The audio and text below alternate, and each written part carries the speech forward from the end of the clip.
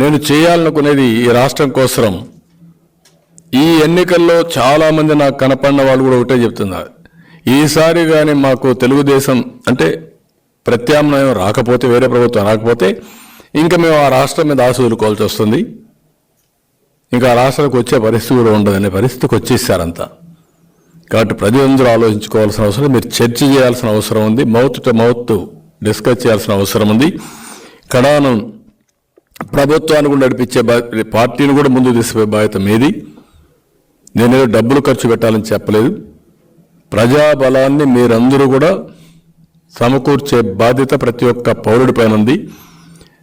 ఈ రాష్ట్రంలో పుట్టిన ప్రతి ఒక్క వ్యక్తి, నువ్వు ఏ ఊర్లో ఉన్నా ప్రపంచంలో, ఈ జన్మభూమి రుణం తెచ్చుకోవడానికి ఒకప్పుడు నేను పిలిపించాను, జన్మభూమి పిలుస్తుంది రా కదిలి రా అని జన్మభూమి కార్యక్రమాన్ని చేపట్టాం.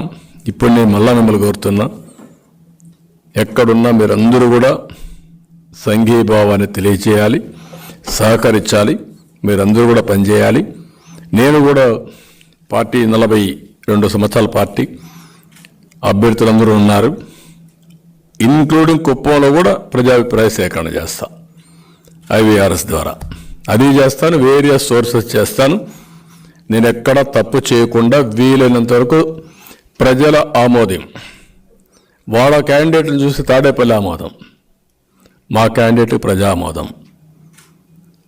రేపు జరగబోయే సైకో జగన్కి, రాష్ట్ర ప్రజలకి మళ్ళీ అందరం కలిసి పోరాడి ఈ రాష్ట్ర భవిష్యత్తును కాపాడుకుందాం.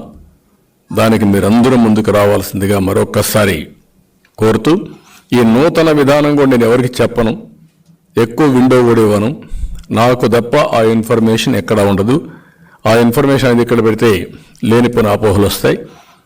అవన్నీ పెట్టుకొని ఎవరెవరిని ఏ విధంగా రైట్ ప్లేస్లో పెట్టాలో పెడుతూనే అందరినీ కన్విన్స్ చేసి రాబోయే ఎన్నికల్లో ఒకటే మళ్ళీ కొడుతున్న మా పార్టీ వాళ్ళకి కానీ బయట వాళ్ళకి కానీ, ఈ ఎన్నికలు మాత్రం చాలా హిస్టారికల్ ఎన్నికలుగా మిగిలిపోతాయి. అది గుర్తుపెట్టుకోవాలి. అవసరమైతే ప్రతి ఒక్కరూ ఈ రాష్ట్రం కోసం త్యాగం చేయాలి.